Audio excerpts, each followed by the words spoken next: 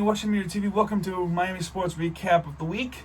Before we get started, I want to point out something about the Miami Heat, and that is that this week, definitely this week, I'm not sure about next week, whatever happens next week, but definitely this week, I am not going to talk about the Miami Heat at all, because I'm going to save that topic for NBA Finals recap.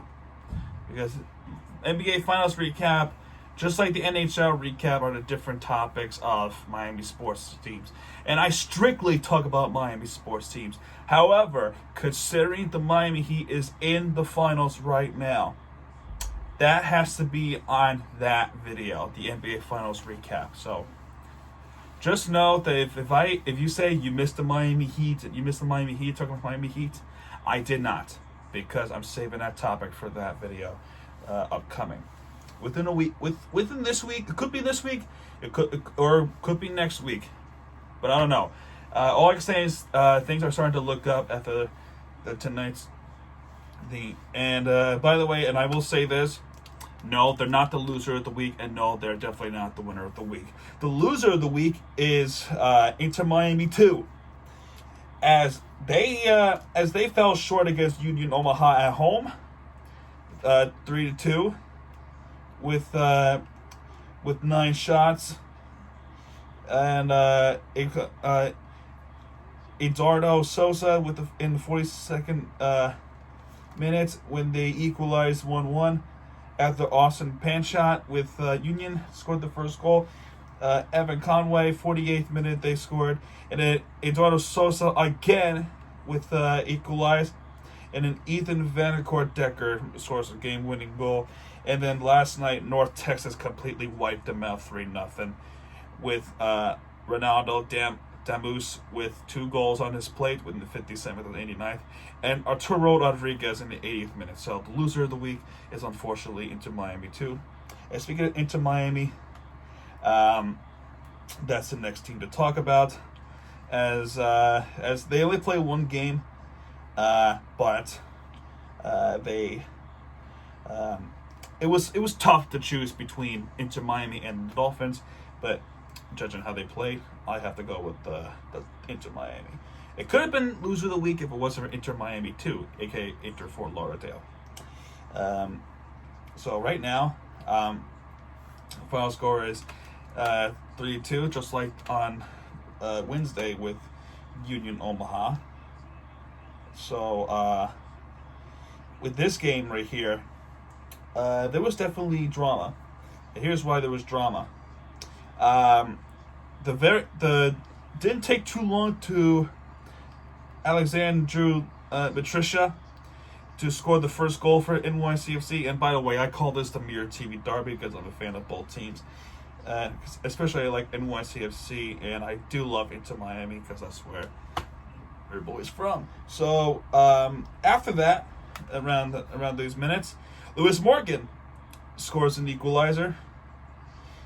But then a few minutes later, Ante Tinderholm scores 2-1 for NYCFC. Then this was going to be the moment where Gonzalo Higuain was going to make his history by scoring the first ever goal. But instead of this first ever goal, he made his first ever assist in MLS career. And that was for Lewis Morgan, as he scored 2 times, almost had a hat trick a couple of times, and Higuain really could have, scored that one. As I will talk about that in a minute.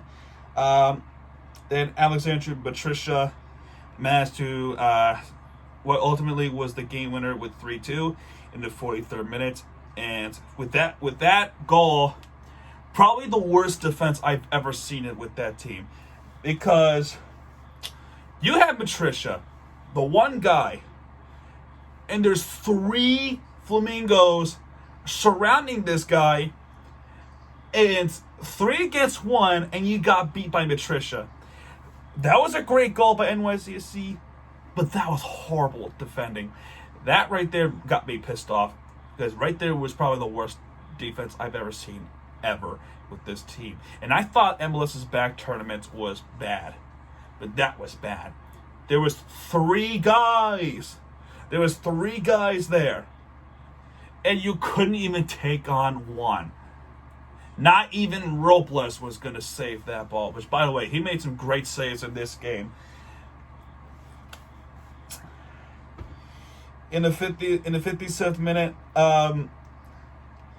Higuain with the head bounce from the corner, as that could have been a first goal of his career in MLS, but that ball was unfortunately wide to left, in which that should have been a goal, but it didn't.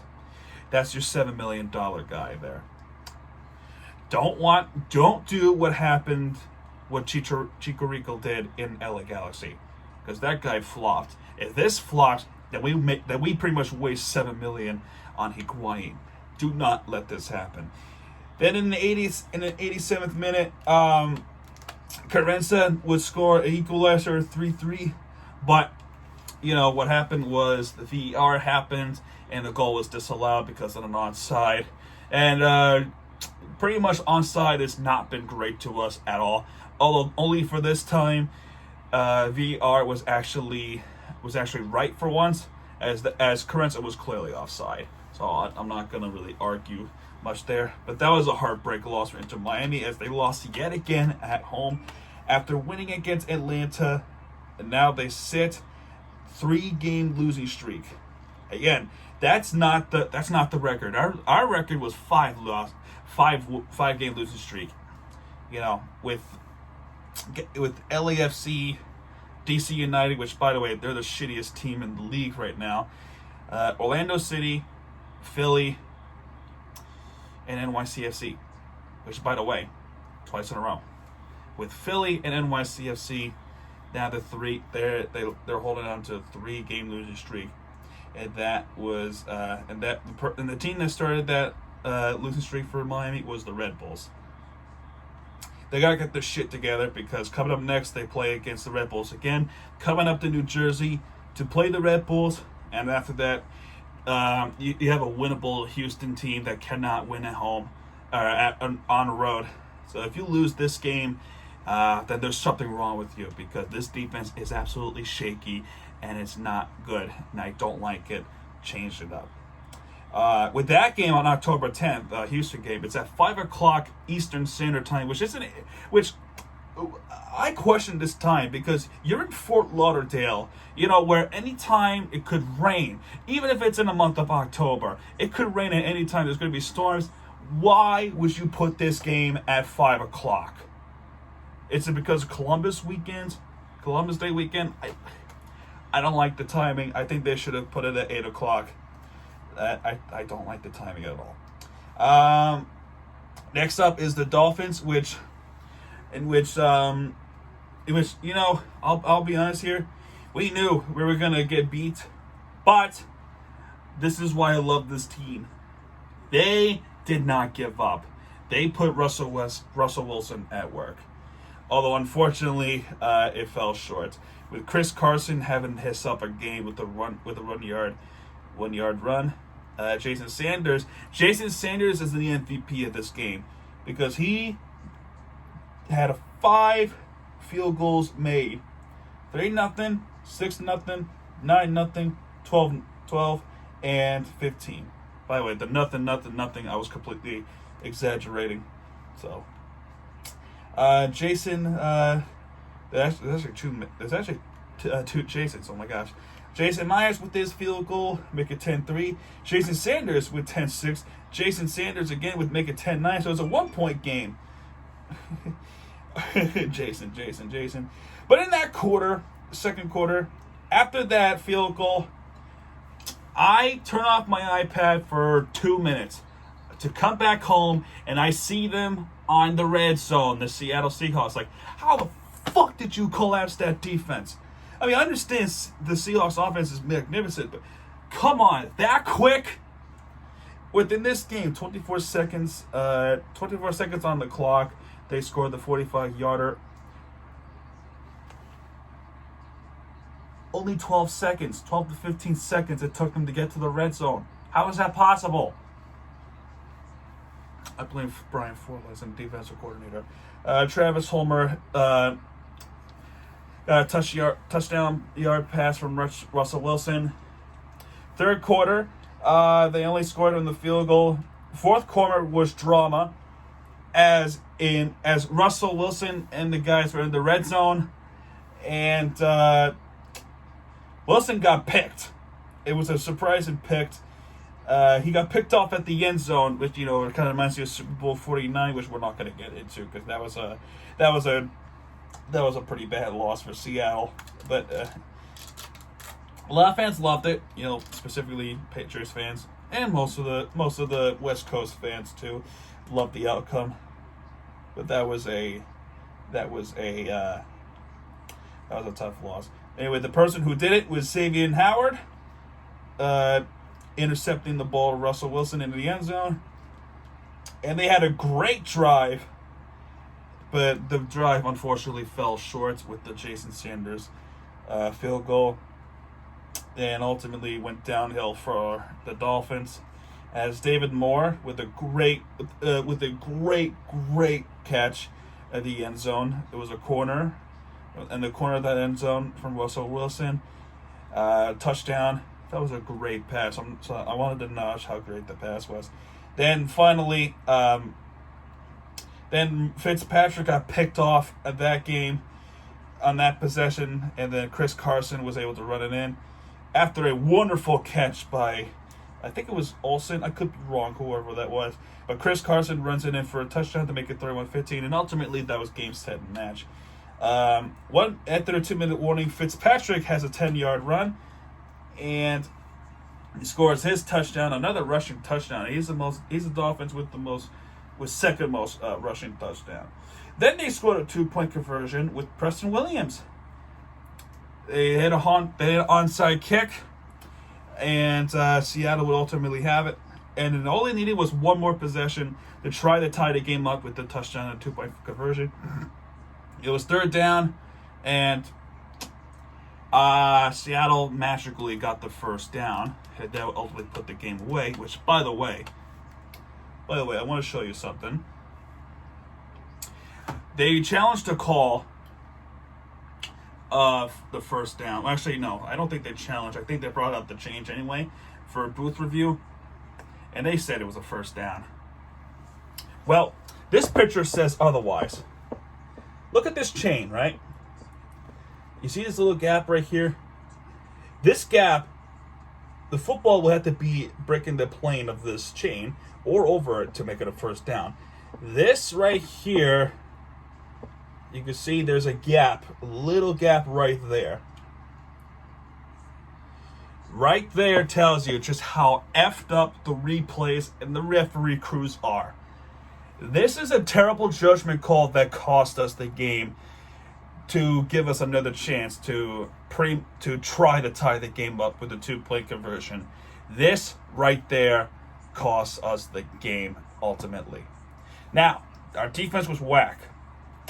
They gotta make a better decision than that, as that was really bad. This was a very, very bad call, and that bad call will not be tolerated. It just won't. They gotta look at it. They gotta talk about it. They gotta figure out how to be better, and to not make that kind of call to cost someone a team, because that happens all the time. I ranted about this last year. Do you want to rant about it again? No, right? If this happens again, I will definitely rant about it if you guys like it. And by the way, you seem to love that rant video. It put us to 1K views on that one. Well, I loved how you love the expression of my displeasure of the game. Miami Hurricanes did not play this week. They play next week against Clemson, which is a huge game. The number 8 team going up against the number 1 team.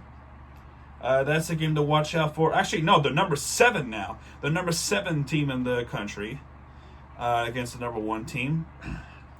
If we can pull this off, and they're definitely number 1 on my list next week. We'll see what happens. And speaking of number 2, or number 1 rather, for the first time in these, for the first time ever in the career of this show, The second place team, you wouldn't think, is Miami FC. As they pulled off a great win against Charleston Battery on Wednesday night. As Charleston looked very promising once again. That explains why they're second in the division behind Tampa Bay Rowdies. Nick Quay Daly with his first goal in the 12th minute. He was scored again twice in the 30th minute. And that would be it. That would be 2-0. That would be 2-0 right there. Then right when the half starts, it would be 2-1 Charleston with Romario Williams with this goal. Robert Crawford would make it 3-1. Now, at that point, I thought it would be game, set, and match, just how good Charleston is. Even if they're playing on the road, they are such a great team, and there was no way for Miami to come back. 3-1 final score. Wrong. Vincent Bezecourt would, in the 60th minute, would make it 2-3. Then Sebastian Vasquez with this goal in the 65th minute. And Miguel Gonzalez with the ball just slightly breaking the line of that goal to make it 4-3 Miami. And that was the final score of that game with a few minutes left in the stoppage time. What a fucking great win. To make a statement as, look, you're not going to overshadow us again. And they carry on momentum against Atlanta tonight to make it 3-1. The 3-1 score was originally going to be that final score in Charleston, as they came all the way back up to make it 4-3. As that ball just broke that line to that goal line to seal the game. With this game right here, yeah, Jackson Conway for Atlanta scored first, but that's pretty much it. That was pretty much it there.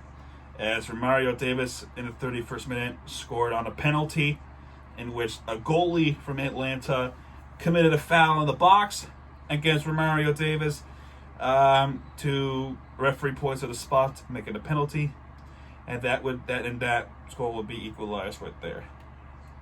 Then in the 50th minute, Prince Sadie with the 2-1 goal. Then around the 80th minute, there was another penalty for Miami. But that penalty kick was unfortunately saved by Atlanta. It was a nice save, but then the corner kick happened, and then they pretty much cleared it off. Then there was 5 minutes of stoppage time in this game, and ultimately Sebastian Vasquez put the game away with a nice goal to make it 3-1, and Miami FC go away with the great statements at the end of their season. And yeah, even though we did not make the playoffs, that this team is still fun to watch, even though they had a pretty bad season. And we, with this game, we were actually fighting for we were fighting for the third spot of this Group H. Because if we lose this game, we would have been the bottom. But with this win, we are in third place in the Group H. And unfortunately for Atlanta too, they fall dead last in Group H with 12 points, while Miami FC with 13 points. Winner of the week time, and of course, Miami Marlins. For the first time in 16 years, they won the series once again. And they did that against the Cubs once again. With this game I think it was, let me double check. No, it was Wednesday night. Actually, no, it wasn't at night. It was on a daytime at 2:00 p.m. Eastern Standard Time. With Sandy Alcantara with his great outing of his career, and he only gave up one home run in this outing. with Hap. Let me double check. Yeah, it was Hap who hit a home run right there. So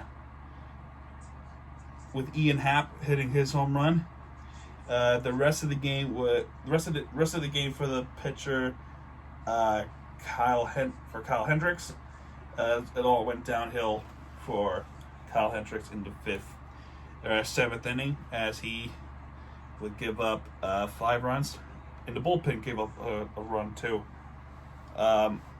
With Corey Dickerson hitting a big 3-run home run, and that right there was to give us the momentum, and it did just that, with Jesus Aguilar crushing that ball to right to make it 5-1, and that will ultimately put the game away to give us game 1. Now, in this game, there was also an unfortunate sequence for Starlin Marte, as we wish him a speedy recovery, as he got hit by a pitch in the 8th inning, and we all thought, because the ball was hit right here, where he was holding the bat, and the ball hits right here, and that's his pinky. It hurts. Now, we all thought he broke his hand. They're going to say he broke his hand, he won't come back. Turns out there was a little tear in the pinky, in which he won't be able to bat, but he will still be able to play, in which he is not doubtful, but he's definitely questionable to at bat. But he is still eligible to pinch run for someone. So he can still run for other players if necessary. So he is not ruled out at all. So he won't sit out for this playoff series, thank God. Hopefully he comes back. Hopefully he's able to at bat again in no time. Now, game 2 on Thursday. Oh, wait. There was no game 2 on Thursday because the weather, right?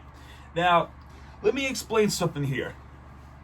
I want to ask Chicago a question, all right? Let me ask them a question.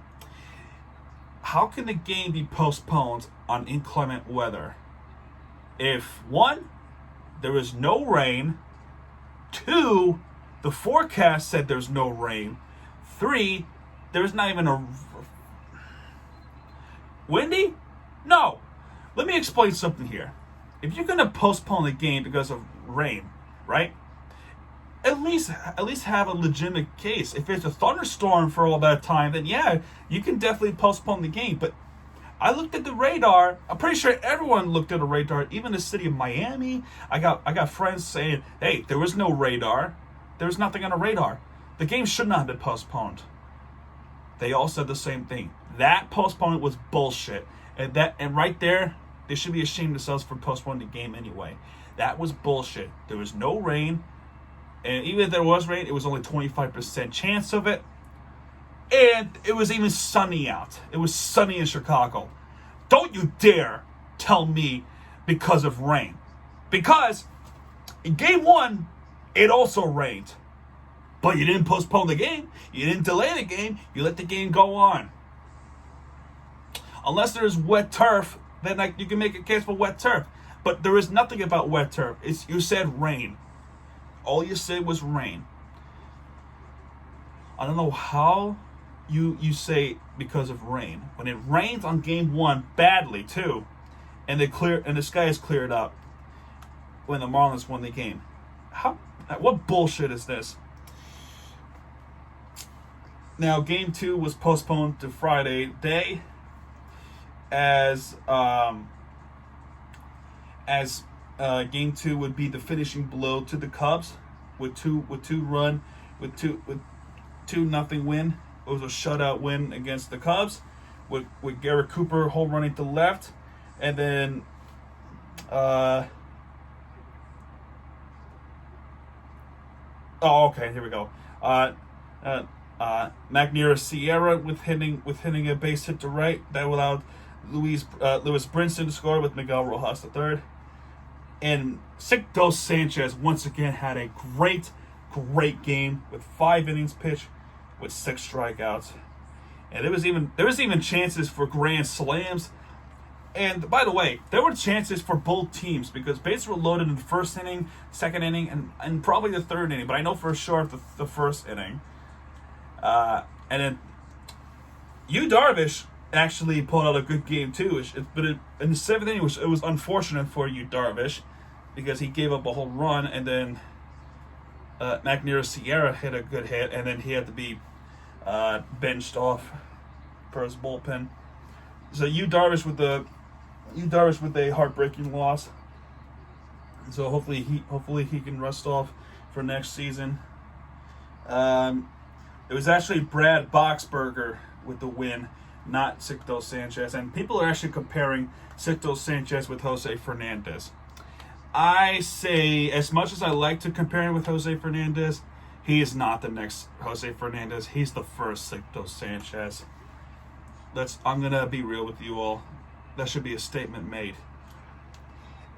Ultimately, 2-0 Miami. Then we move on to Atlanta on Tuesday, October 6th, where we play, which I think we're playing in Houston. I'm not sure where we play. I think we're playing in Houston. But either way, big series. We beat them before. You can ask 2003. You can ask the 2003 Marlins, and you can also ask the 1997 Marlins, as they did just that twice. With those series, I think we can handle it because we are still unbeaten in these series. And if it's not a determination of the World Series, I don't know what will. And that's only if we go up against the Dodgers or the Padres, if we beat Atlanta, because this is a huge series for this week. But there you have it. We got some big games coming this week. The Miami Heat with the Lakers, the Hurricanes with the Clemson Tigers on Saturday, Dolphins playing against the Niners, the 49ers at 4 o'clock Eastern Standard Time at Levi Stadium. 49ers is banged up. It might be a winnable situation, but it really depends on the game that's currently happening right now against the Eagles, as they're currently on this time of the recording, they're winning 14-11. Then we got Atlanta. Miami FC season is done. Inter Miami, they got the Red Bulls and Houston, which that should be a winnable game. And Panthers are still waiting for the season to start for hockey, for all the launch folded. And that's pretty much it, folks. This is Mirror TV signing out. If you like this video, please, if you like, hit that subscribe button and follow me on Twitter for the links and updates. And folks, that's it. Mirror TV sign out. Good night.